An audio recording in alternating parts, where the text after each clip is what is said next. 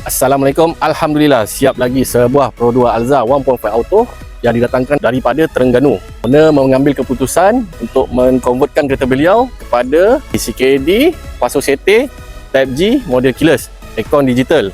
Jadi owner memilih untuk salin satu kereta kecuali body kit luar. Kita akan review pada bahagian enjin apa yang barang-barang telah kita tukarkan pada kereta ni. Pada bahagian hadapan ni, bahagian enjin bay, kita dah spraykan warna kuning. Owner minta kita spray enjin bay warna kuning, kita dah buat. And then barang-barang seperti enjin 1.5, gearbox auto 1.5, set aircon, wiring, ECU, TCU. Kiranya wiring satu kereta, kita masukkan dalam kereta ni. Pada bahagian luaran, owner mengekalkan body kit asal Alza, iaitu Alza model version 3, dan meminta kita untuk mengecat kereta pada bahagian luaran sahaja. Owner memilih warna putih kristal. Pada bahagian luaran, barang-barang yang kita tukar adalah seperti pintu komplit dengan side mirror atau flip. Itu adalah pada bahagian luaran. Lepas ni kita akan review pada bahagian dalam pula. Apabila anda menggunakan sistem keyless, jadi kita tak perlukan remote untuk menekan button untuk lock dan unlock. Jadi sebagai contoh, ini kita lock kita lock dan kita tekan balik untuk unlock. Untuk pintu, tekan button, lock dan juga unlock. Tapi pastikan remote anda ni mesti dekat dengan anda. Kalau tak, memang dia tak boleh buka. Sama juga kalau nak start kereta, just kita tulas je button ni, on,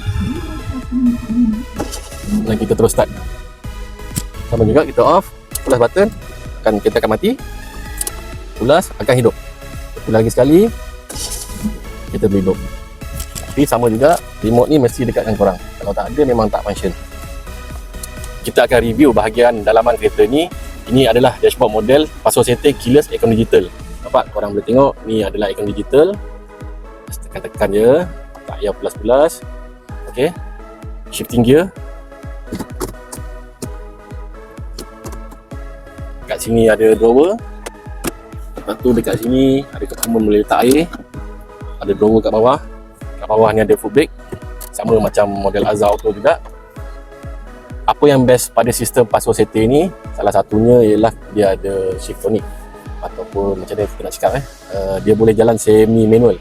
Contoh macam kita nak jalan fully auto boleh, ataupun nak sport mode, ataupun boleh kita gunakan macam manual lah.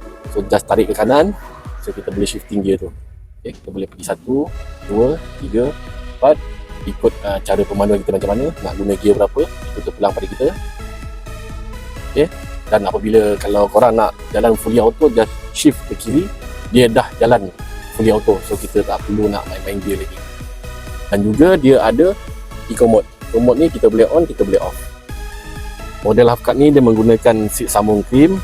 Jadi korang akan dapat seat ni depan, tengah dan juga belakang sekali. Kita juga memasukkan door trim daripada model Paso Sete ni. Dia akan sama dengan dashboard atas warna coklat, bawah warna krim. So bila tutup dia akan selari. Dan juga kita akan bagi dengan pillar ni satu kereta lah, maknanya komplit pillar bawah ni daripada depan sampai belakang. Anda di luar sana pemilik Alza ataupun Myvi ataupun kereta Pro 2 yang berminat nak convert manual ke auto, boleh terus datang ke garaj kami yang berada di USJ1 Subang Jaya, ataupun klik link di bio untuk sebarang pertanyaan lanjut. Nak tukar enjin, salin nafkat, CKD, tukar body kit, servis, semua kita layan. Apa Roger je. Assalamualaikum.